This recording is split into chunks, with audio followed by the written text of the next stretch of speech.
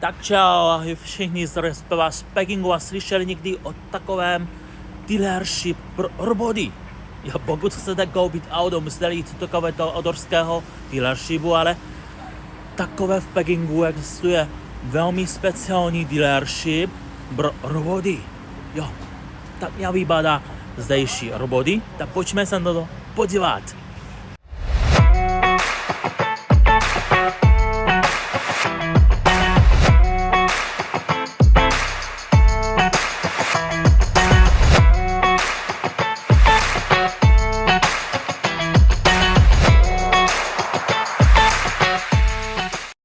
Tak hned za dveřmi mě naprosto uchvátila tato obří robotická ruka.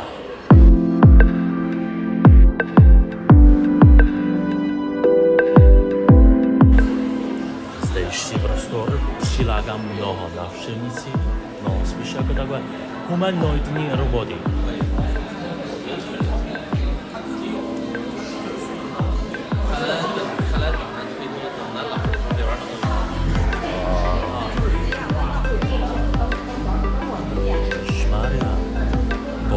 Prosím, co to je? To je taková robotická ryba. Jak to fakt? To je neuvěřitelný. Živé. Ježišmarja.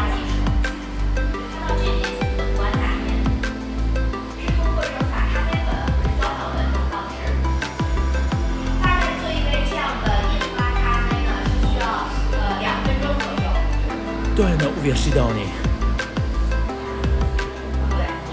Tady je robotický pes.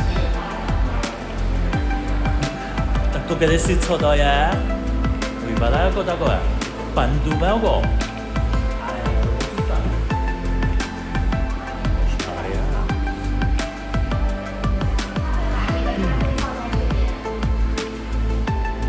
Tento prostor se vystaví takový vozí speciálně vytvořené pro takové továrny. No, jako pro přepravy normálních zboží v továrnách. Logistický robot.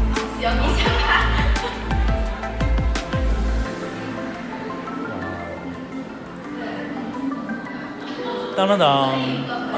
Tady je spíš jako takové lékárny. Medicína, jo. Tady je takový robot jako pomocník. Jo.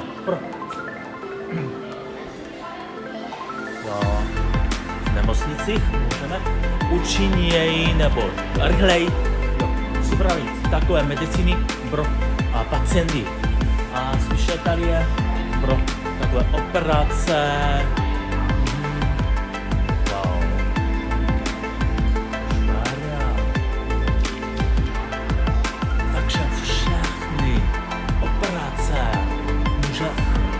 Vyhodnout nebo odhalit za pomocníky roboty.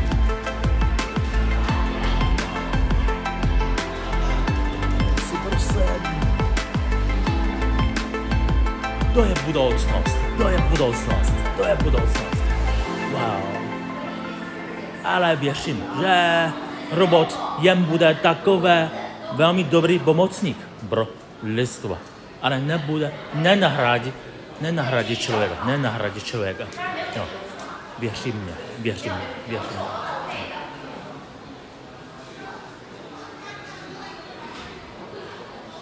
Tak čau, ahoj.